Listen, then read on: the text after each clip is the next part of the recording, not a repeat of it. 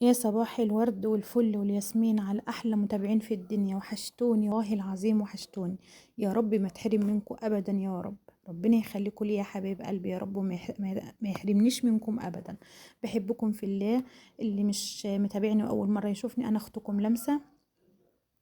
ادخلوا اعملوا لي اشتراك، ربنا يكبر بخاطركم يا رب، وادخلوا فعلوا الجرس عشان يوصل لكم كل جديد. بحبكم في الله. بصي يا حبايب قلبي، النهارده الروتين بتاعي سهل وبسيط وما فيهوش اي افتكاسات، زي ما احنا متعودين. انا مش بحب اصعب عليكم الدنيا والله. يعني بحاول ابسط كل حاجه قدامكم كده، على اساس ان انا ايه، حتى تلاقيني عامله اكل على قد الايد، مانيش يعني ايه، حاجات بسيطه خالص. يعني احنا كلنا كل واحد عنده ظروف، وكل واحد عنده حياته، يعني معلش، يوم كده على يوم كده. فيعني مش كل يوم يعني مش كل يوم لازم تقعدي تخنقي نفسك هعمل كذا، لا مش هعمل كذا، ان اللي عندك مشي بوه. انا لا بقول لك والله.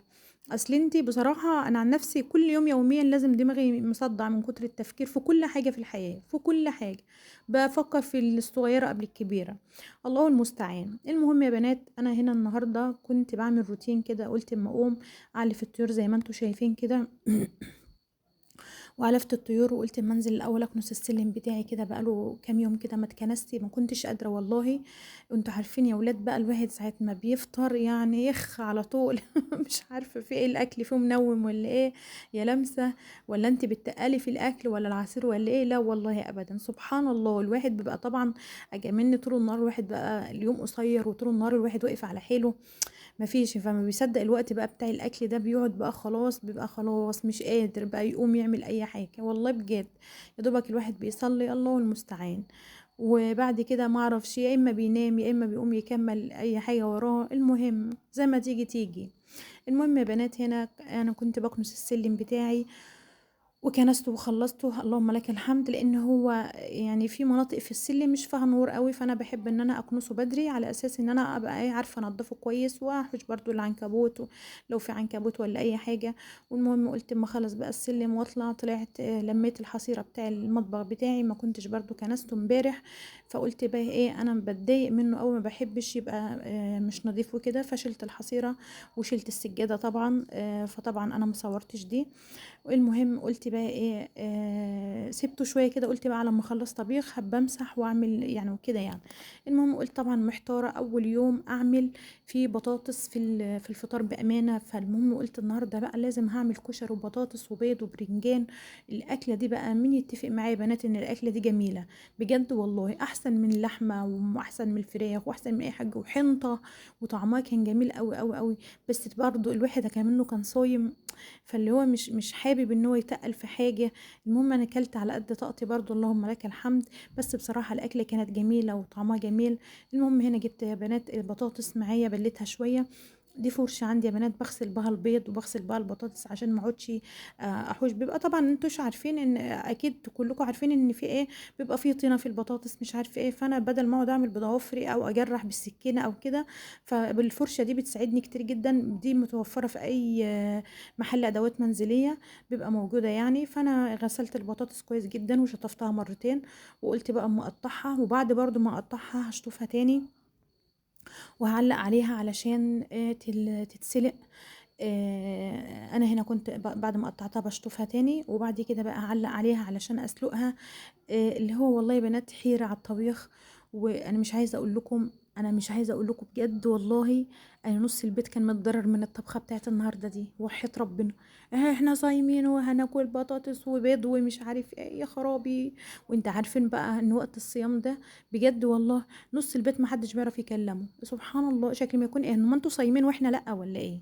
يعني مش فاهمه والله. يعني انتوا اللي في البيت دول صايمين، واللي بتعمل الفطار دي واقفه تعمل الفطار ده، وده عاجبك ودي مش عاجبك، ما هماش ما هيش صايمه زيكم يعني ولا ايه؟ مش عارفه في ايه والله، ما انا عارفه هو في ايه. المهم اللهم لك الحمد. انا والله مش بحب اتقل عليكم ومش عايزه اتقل عليكم. المهم يا بنات، انا هنا جبت عملت بقى الكشري. كشري اصفر ده جميل قوي يا بنات. انا طبعا غسلت الرز الاول، لان هو الرز طبعا بيتغسل كويس جدا، وبعدين العدس بياخد له شطفه، يعني مثلا مره واتنين كده، بس مش بتقعدي تدعكي فيه زي الرز كده علشان ما يبوش منك وتيجي تطبخيه بيعجن. انت بتغسلي الرز الاول، انا غسلت الرز الاول وبعد كده نزلت بالعدس بقى عليه وغسلتهم شطفه كده. والمهم قلت بقى ايه، معلقه على شويه الكشري الجمال العساسيل اللي زيكم دول. المهم حطيت هنا معلقه سمنه بقى مع السلنت وهي كده، وشويه زيت وشويه كركم وشويه ملح، واديله بقى على البوتاجاز وايه، وعلى الريحه والطعامه والجمال واللون والحاجه بقى، اللهم لك الحمد. بصراحه كانت تحفه. لا وانا بقى منشكحه انا عامله ايه، واللي يخش يلاقيني بقى مبسوطه ان انا عامله كشري، وبعدين انت مبسوطه؟ لا امال لو عامله لحمه بقى كنت عملت فينا ايه؟ محدش عاجبه حاجه والله، هنعمل ايه، اللهم لك الحمد. المهم انا احط الاكل، واللي عايز ياكل ياكل، واللي ما ياكلش ياكل انا. امال اقول لكم ايه والله. المهم يا بنات ايه، لا والله الاكل كان جميل و... والكل كان والله اللهم لك الحمد بألف هنا، وكانت أكلة جميلة والله وما فيش أي حاجة. المهم هنا كان الكشري بتاعي الجميل ده استوى، وأنا قشرت البطاطس جهزتها زي ما انتم شايفين كده، وطلعت بقى طبعا أنا كنت بسلق هنا البيض، حطيت البيض مع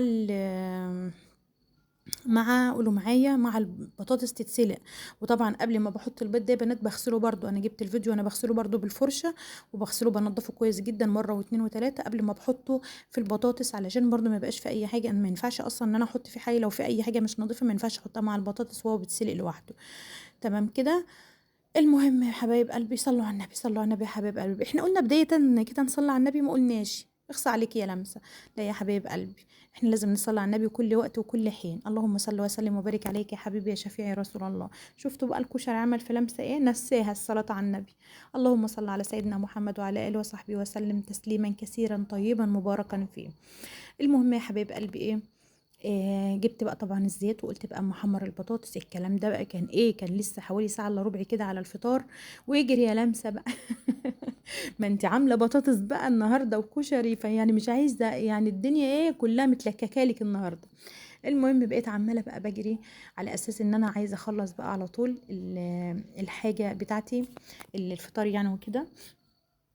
طبعا انا هنا كنت عملت عصير صوبيا، بس طبعا انا ما جبتوش في الفطار، لان طبعا كان الوقت ايه، دخل عليا قوي بقى، ويعني خلاص ما عادش في وقت، وبقيت عماله بقى بجري واشطر في البيض.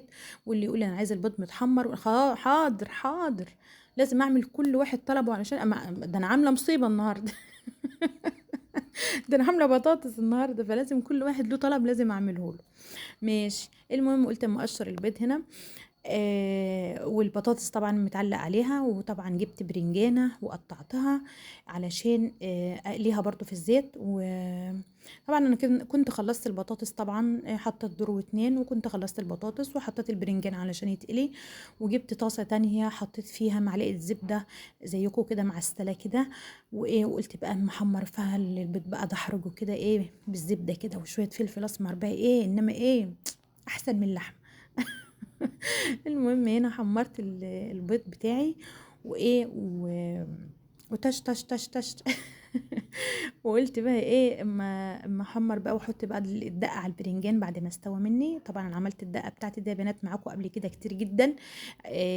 حطيت توم وحطيت فلفل وطماطم وكمون وليمون وشويه خل. وبعد كده قمت بقى عملت الدقة في الكبة وسبتها على اساس اما اعمل البرنجان والفلفل بقى ايه اقوم مطلعه وهنا طبعا كنت قليت بقى البرنجان وحطيت الدقة عليه. الدقة دي جميلة جدا يا بنات جدا. وقمت عملت بقى سلطة، والطماطم بقى الجميلة بتاعتي بقى المخللة دي، يا خرابي عليها يا بنانتي يا معسلات. وحياة ربنا طعمها تحفة. انا بقطعها كده زي يعني ايه، بذبحها كده، بعمل فيها فتح كده، وبعد كده بقى احشيها الدقه كده بتبقى تحفه تحفه تحفه. وعملت السلطه بتاعتي والمخلل، والله العظيم وكانت اكله بقول لكم ايه، عسل عسل عسل عسل، احسن من اللحمه والكلام الفاضي ده. واحنا إيه، خلينا في المهم، خلينا في المفيد. البيض بقى كده حاجه حلوه كده مغذي، ده حتى اللحمه مضره. المهم يا بنات ايه، اللهم لك الحمد، انا بحب اضحك معاكم والله. وباحبكم جدًا، جدًا، جدًا، وباحب أدخل والله العظيم أتكلّم معاكم. أنا طالبة منكم بس طلب تجبروا بخاطري وتدخلوا تعملوا لي اشتراك وتفعّلوا الجرس عشان يوصلكم كل جديد. باحب أشارككم الروتين اليومي بتاعي. باحبكم في الله والله العظيم. أنا أنتم عيلتي التانية، ويعني مش عارفة والله، أنا بابقى عارفين اللي هو باتسلّط كده علشان أطلع أتكلّم معاكم أو أدخل أتكلّم معاكم. بجد باحبكم، ربنا يخلّيكم ليّا يا رب وما يحرمنيش منكم. وهنا كنت خلصت الاكل بتاعي وحطيته وفطرنا، اللهم لك الحمد والشكر يا رب. وقلت بقى ايه، يعني هغسل بقى المواعين والحاجات ديت واخلص بقى اللي ورايا. وطبعا كنت جايبه طماطم وقلت اما اعينها في المصفى بتاعتي، وعملت القهوه بتاعتي بقى الجميله. وخلصت كل اللي ورايا وخلصت بقى المواعين بتاعتي والبوتاجاز وكل حاجه. واشوفكم على خير يا حبايب قلبي، وهتوحشوني لحد الفيديو الجاي. مع الف الف سلامه.